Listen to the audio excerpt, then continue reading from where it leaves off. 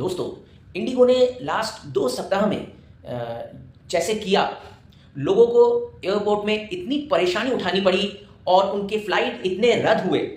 मैं ये देखकर मैं कभी भी इंडिगो एयरलाइंस को एक ग्रेट बिजनेस कभी नहीं बोलूँगा।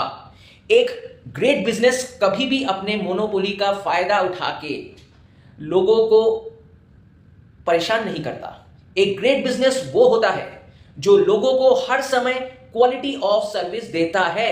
कठिन से कठिन समय में भी वो अच्छा सर्विस देता है, अगर उसको अपने प्रॉफिट मार्जिन में भी सैक्रिफाइस करना पड़े। मैं एशियन पेंट्स को हमेशा से ही एक one of the great business in India इसलिए कहता हूं क्योंकि 1940 साल की अगर मैं बात करूं, जब इंडस्ट्रियल पेंट्स का बोलबाला था, तब चंपकलाल चौकसी अपने एक ग्रेट विजन से मार्केट में आते हैं। उन्होंने देखा इंडस्ट्रियल पेंट्स का बहुत डिमांड था, जिसके कारण उसमें लो कॉस्ट प्राइस जो लो कॉस्ट रखता था उनको पहले टेंडर मिलता था। तो चंपकलाल चौकसी ने इससे हटकर उस समय सोचा रिटेल डेकोरेटिव की तरफ आने की।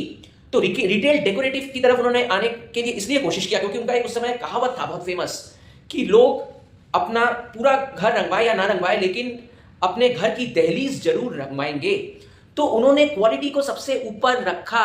उनको पता था क्वालिटी को मेंटेन करने के लिए, हाई क्वालिटी प्रोडक्ट लाने के लिए उनके प्रोडक्ट मार्जिन, प्रॉफिट मार्जिन में भी इफेक्ट पड़ेगा और प्रॉफिट मार्जिन कई समय लो रह सकता है।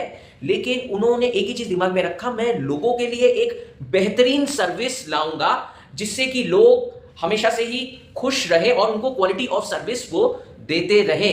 इसीलिए Asian paints is one of the great businesses in India. और एशियन पेंट्स का स्पेशल क्या है, आप लास्ट 10 से 15 सालों में अगर देखिए, एशियन पेंट्स ने कॉन्टिन्यूअस आरओसीई 15% रखा है, 15% या 15% से ऊपर रखा है, और अर्निंग ग्रोथ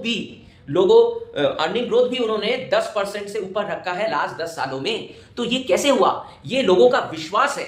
ये लोगों का विश्वास ही उनके साथ लोग जुड़े।